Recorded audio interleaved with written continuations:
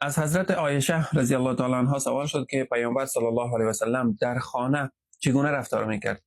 حضرت عایشه صاحب جواب میده که کان فی مهنت اهله، یعنی یساعدهم. پیامبر خدا صلی الله علیه و سلم در خدمت خانوادهش بود و همیشه همراه از اونا، همراه خانمای خود، همراه اهل خانه در کارهای خانه همکاری میکرد و هر زمانی که وقت نماز فرا میرسید میرفت پیامبر خدا صلی الله علیه و سلم به نماز. یعنی تواضعی که پیامبر خدا صلی الله علیه و سلم داشت هیچ بشری در دنیا نداشت. نقل نشده که پیامبر خدا کارهای شخصی خود را سر کس دیگه انجام بده. دائم پیامبر علیه السلام بوتای خدا، کفشای خدا خودش آماده میساخت و خودش میدوخت، لباسای خدا خودش میدوخت، از بازار خودش میرفت سودا گرفته و به دستای مبارک خودش حمل میکرد. هیچگاه کار خود را سر دیگران نمینداخت و هر کسی که مقابل میشد همراهش پیامبر خدا صلی الله علیه و سلم خودش سلام میداد.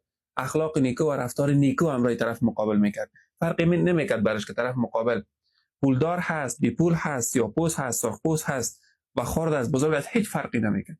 چون پیامبر خدا صلی الله علیه و سلم یک آدم کاملا متواضع بود.